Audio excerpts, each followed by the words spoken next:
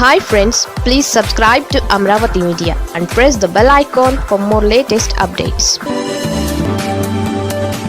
వారి నుంచి కూటమి సర్కారుకు పొంచి ఉన్న ముప్పు. రాజకీయాలలో గణనీయమైన మార్పులు వచ్చాయి. జనాల మైండ్ సెట్ మారిపోయింది. స్వాతంత్ర్యం వచ్చిన నాటి నుంచి ఓటర్ల ఆలోచనలు, వారి నిర్ణయాత్మకమైన తీర్పులను చూస్తే కనుక చాలా విషయాలు బోధపడతాయి. పెద్దగా అక్షరాస్యత కానీ, టెక్నాలజీ కానీ, మీడియా సాధనాలు కానీ లేని రోజుల్లోనే ఐరన్ లేడీ ఇందిరాగాంధీని 1977లో జనాలు ఓడించారు అన్నది అంతా గమనంలోకి తీసుకోవాల్సి ఉంటుంది.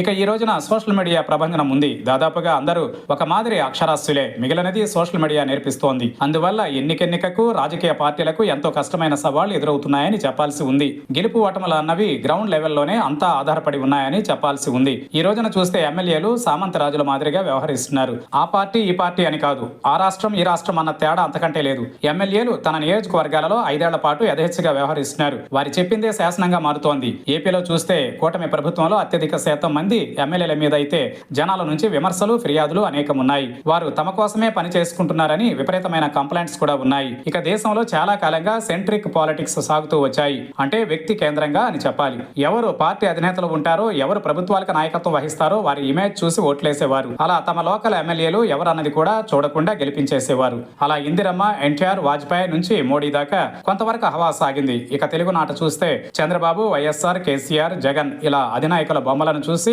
ఓట్లు పడేవి. కానీ రాను రాను సోషల్ మీడియా టెక్నాలజీ ప్రభావంతో పాలిటిక్స్ లో భారీ మార్పు వస్తోంది. వాటర్ ఫోకస్ ఇప్పుడు లోకల మీద పడుతోంది. దానికి కారణం తమ ఏరియాలలో ఏం జరుగుతుందో వారికి క్షణాల్లో తెలిసిపోవడమే. ఇక మోడీ ఎంతలా ప్రచారం చేసినా కర్ణాటక రాష్ట్రంలో బీజేపీ 2023 ఎన్నికలలో గెలవలేకపోయింది. దానికి కారణం లోకల్ పాలిటిక్స్ ని జనాలు చూసి ఓడించారు. ఇక తెలంగాణలో 2 సార్లు కేసీఆర్ ఇమేజ్ వర్కౌట్ అయి గెలిచిన బీఆర్ఎస్ 2023లో ఓటమి పాలైంది. అలాగే 2024లో జగన్ తన బొమ్మతోనే అంతా గెలిచారు అని 100 మంది ఎమ్మెల్యేల దాకా అటు ఇటు మార్చేసి ప్రయోగం చేస్తే జనాలు లోకల్ గా ఓడించేశారు. జగన్ సంక్షేమ పథకాలు కానీ, ఆయన ఇమేజ్ కానీ ఏమాత్రం పనిచేయలేదు అన్నది ఈ ఎన్నిక నిరూపించింది. ఇక అరవింద్ కేజ్రీవాల్ ఆప్ పార్టీ ఢిల్లీలో ఓడినా, యూపీలో బీజేపీ 2024 ఎన్నికలలో అతి తక్కువ ఎంపీ సీట్లు గెలిచినా అక్కడ కూడా యోగి, మోడీ ఇమేజ్ పనిచేయలేదని అర్థమవుతోంది. ఇక ఏపీలో చూస్తే గ్రౌండ్ లెవెల్లో రియాలిటీస్ కూటమి పెద్దలు గ్రహించాలని అంటున్నారు. చంద్రబాబు పాలనను ఎవరూ తప్పు పట్టడం లేదు. ఆయన బాగానే పాలిస్తున్నారు. ఆర్థిక భారం ఉన్న సంక్షేమ పథకాలను కూడా ఇస్తున్నారు. అభివృద్ధికి బాటలు వేస్తున్నారు. అలాగే పవన్ కూడా ఉప ముఖ్యమంత్రిగా